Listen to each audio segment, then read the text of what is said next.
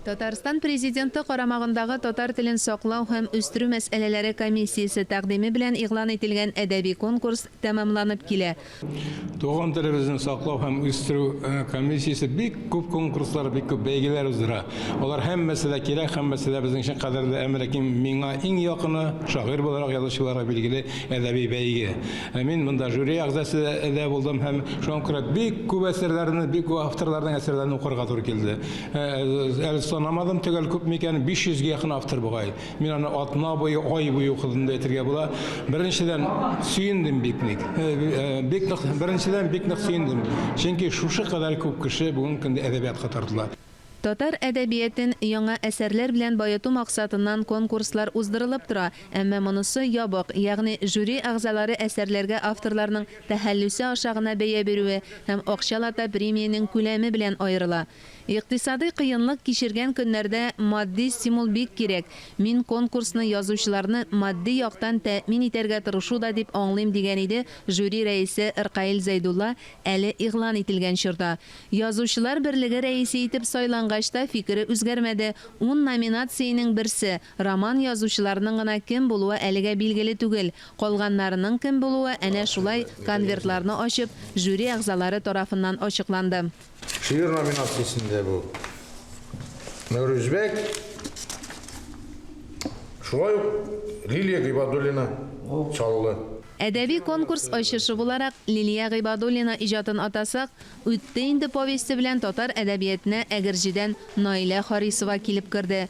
Җиңүчеләр арасында таныш исемнәр дә шактый: Рүзәл Мөхәммәтшин, Илсияр Ихсанова, Марат Кәбиров, Рафис Корбан.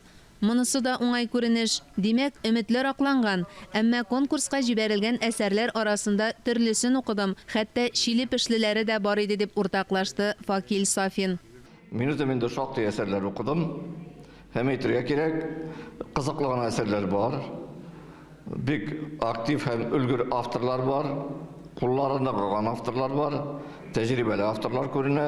Шул вакытта инде бу бәйгенең таләпләренә бик игътибар итмичә, нәрсә бар шуны язып җибәрәм, карагысыз аны дигәнлек, йомшаграк әйберләр дә күп. Һәм инде алар йомшаграк әйберләр, менә минем кулыма эләккәннән 70% шундый.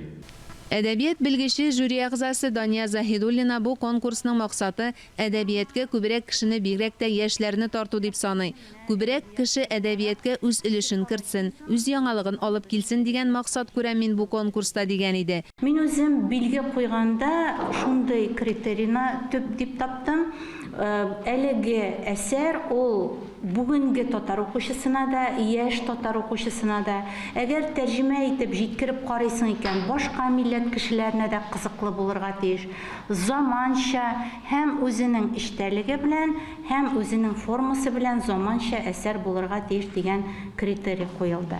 Тик яңалык алып килү генә җитенкерәми, нәтиҗәләрдән чыгып, яшьләр дә буа-буарлык дип әйтеп булмый. Тулаем алганда мин уртача тәэсирдә калдым. Менә минем күңелемне җәлеп итеп, шушы әсәр турында берничә көн дәвамында уйланып йөрергә этәргән әсәрләр кызганычки 2-3 тән артмыйдыр кебек тоелды. Менә хикәяләрдә сөйләү өстенлеге итә. Сүрәтле тел җитми, сөйләү өстенлеге итә. Повестларга килгән вакытта мин үзем авторларның бердән шактый таныш темаларга, шул ук бәхетсез мәхәббәт тарихына еш мөрәҗәгать итүләрен атап китәр идем.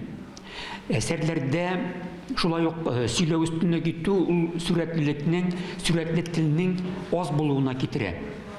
Моннан тыш менә тормышчанлык, ышандыру дәрәҗәсе җитми. Ә ул исә ясалма сюжет, ясалма геройларны мәйданга чыгаруга китерә. Жюри әгъзалары автор билгеләгән жанр яки номинация белән килешмичә, кайбер әсәрләрнең жанрын һәм номинациясын алыштырды. Роман номинациясенә февраль аенда нәтиҗә ясала.